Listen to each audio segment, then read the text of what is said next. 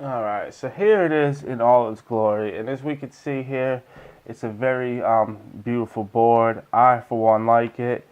I know a lot of people aren't crazy about this RGB trend, but I kind of like it because what it allows companies to do is create a nice, very black board here with some silver accenting and trims on it, and then add the RGB capability, so then that way you can change the colors. For instance, MSI have a bit of RGB lighting here. There's another RGB lighting here. And there should, without a doubt, if everything goes to plan, there should be a bit of RGB lighting that glows from under the motherboard on this side here. Now again, I know that's not for everybody's taste, but you can disable it, or you can set it to one color, or you can have your motherboard doing a rainbow strobe disco party like the rest of your PC cases. Completely up to you. I, for one, am a fan. I always set it to one single color, but it's good to have fun. I mean, you've got Christmas and different holidays, have people over. It's good to, you just set your computer up flashing in the corner, green and red, different colors. Draws a bit of attention and just adds a bit of fun to things. Now, getting into the real fun of stuff, as we can see, MSI have gone above and beyond the call of duty. We've got extra protected PCIe slots with the metal protection around them, and they've even doubled up and done this on the RAM. Now, while this won't add any real extra protection to our RAM DIMMs, it does make the board look nice, especially if you're only using, say, 2 slots, because obviously, as we know, generally speaking, you would use slots 1 and 3 or 2 and 4 or something like that. So there's a gap in the middle, and now instead of seeing the bare board underneath, you would see the metal bits there. If we lift this baby up here, as we can see, we've got our socket there from Intel. I mean, this is nothing new. Intel sockets are Intel sockets. As you can see, no bent pins. It's ready for the LGA 1151, 8th gen Intel Core processors when those bad boys come out soon here. As the motherboards are releasing and we're getting to do previews of it, hopefully the CPUs will be coming out sooner than later, but as we all know how things goes, there's no telling. Now, working our way around the board, obviously we can't see it because it's covered, but there is, just in this behind here, in this top corner here, is the 8-pin EPS CPU power connector with a nice capacitor next to it, giving it a bit of extra power and love. Working our way across the board, we can see the power phases and stuff here on this side. We have a J Corsair connector. This top one here next to the RAM, it says J Corsair 1. Now, I'm not 100% sure on what this is, but it wouldn't surprise me if this was to go with the Corsair Link stuff and all that type of thing, but don't quote me on that. It's just a little thought I'm having, as I don't know why else they put Corsair on their motherboard.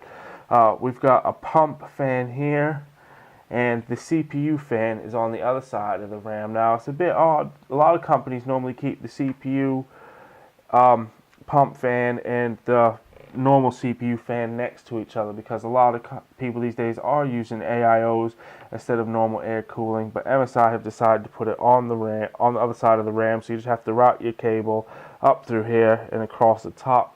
Not a big deal, but it is a bit of extra cable management that needs to be done. As for system fans, we've got one here and another one here. There will be another one here and another one here. So as you can see, there are 4 things. You can go ahead and get splitters and connectors and extensions, so don't worry about that. If you don't have enough, if you for some reason you've got 480 rads in your computer and you've got whatever that is, 32 fans or something crazy like that, obviously at that stage I would hope you've got a controller and not relying on just the motherboard, but hey ho, each to their own. Working our way across, we have the 4 RAM slots that are going to obviously be DDR4 compatible for dual channel DDR4 up to 4,000 megahertz from OC with an overclock, as they technically say. I've still never quite understood that, because if your RAM comes 4,000 megahertz and you set it, it's not really an overclock, is it? It just is what it is, and that's what it does, and it works. So kudos to MSI for upping that a bit. Working our way down, as you can see, the companies are now giving us M2 shields in for our M2 drives. Now this is something I quite like. It helps to cover the M2 drive, which a lot of them are just normal PCBs with a couple memory chips slapped on them. And this one also comes with a different length, so depending on what M2 SSD you get, it should fit in fine. As you can see, moving on down, we've got our Cmos battery here. We've got 3 PCI X1 slots, and we've got 3 PCI E 3.0 X16 slots, which are going to be those 1 and 2. Now obviously the first 2 are a bit more reinforced for SLI and Crossfire dual graphics card setups and what have you. Going around, we've got MSI's famous audio boost, and it's one of those things that nowadays it isn't as big an issue because a lot of motherboards have something similar, whether they're from different manufacturers or not. But when this stuff first kind of came out, it gave you a motherboard that little bit of extra sound capacity to offer you a bit better sound, whether it be in music or in games, and it was something nice to see. And obviously companies are still continuing it, they're still refining it, still making it better, and it really is a big step from them old horrible motherboard sound cards or sound that they used to offer. Working our way down, we've got our normal host of connections and headers here. We've got what appears to be a power button there, something for demo LEDs. We've got our RGB LED header here. We've got a couple USB headers and stuff. As you can see, we've got 2 SATA ports down here. We've got 2 more over here, and obviously they do support RAID 0, 1, 5, and 10 on all the ports, depending on what you've gone across. So that's always good to see. Working our way up from the SATA slots here, we have a USB 3.0 at a right angle, and we have a standard USB 3.0. It's nice to see the inclusion of both. For one, if you've only got one connector, it gives you a bit more option, and 2, a lot of cases are coming with more USB 3.0 headers, so it's great to see. Now, that is pretty much it for the main motherboard. I mean, there's loads of things we could go over. Obviously, the M2 is a twin turbo, which delivers speeds of up to 32 gigabytes a second from the latest Intel SSDs. This motherboard is also compatible with Intel Optane memory. As you can see, we've got a second M2 slot here. This is Audio Boost 4. As I mentioned, Audio Boost is great, but MSI keep refining it, keep going on it. It's an isolated audio with a high quality audio processor and Naheemic 2 Plus for the most immersive gaming experience. Now that's nice to see. Now while it does add a bit for music, obviously this is a gaming motherboard. It's right in the name, so that's where the focus is. So that's what MSI focused on, and the Audio Boost 4 is going to help with that. Other things, we've always got the Lightning USB 3.1 Gen 2 in the front and the rear. It's got DDR4 boost, which is an advanced technology provided by MSI OC Lab to ensure maximum compatibility for overclocking performance. Now, in layman terms, what I get from that is it's going to let you overclock your RAM a bit more, or a bit easier, or something like that. But as we don't have a CPU and I can't turn it on, I cannot guarantee that. It's just what it sounds like. And now, as always, as we are seeing, this motherboard is virtual reality ready. The motherboard actually has very little to do with that, though I'm sure it doesn't hurt that this motherboard has had virtual reality in its thought process when they were designing it. Again, we've got loads of other things here. It's got the steel armor, RGB lighting, the Mystic lighting. It's got the gaming LAN. We saw the Wi-Fi Bluetooth thing. Again, the Lightning USB for 2 times faster transfers and all kinds of stuff. So to wrap this video up real quick, we're going to take a look at the rear I/O here, and I'll give you my final thoughts overall on what I'm hoping to see from this board. Alright, so as we can see, there's quite a bit going on the rear I/O. As you'll see, it's got that nice shield cover over it, protecting it from everything inside. Starting off on the right, working our way to the left, we of course have the 8-channel or 7.1 HD audio that makes use of the Audio Boost 4 technology. We then have a few USB ports with the LAN port above it. As you can see, we also have a HDMI port, a USB, was it 3 or C or whatever it is, and then a couple other ports. As you'll see, there is a big gap there, but that is what the I/O shield is for.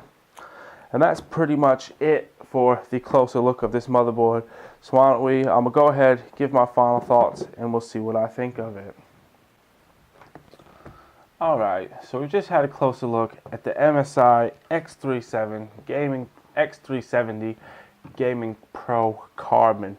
Now, as we've seen, it's definitely a beautiful looking board, and it gives us a lot of hope for Intel's upcoming 8th generation of CPUs. As we can see, we've seen a bit higher accepted clocks from standard, from the RAM, and things like that. Obviously, we've got dual M2 ports.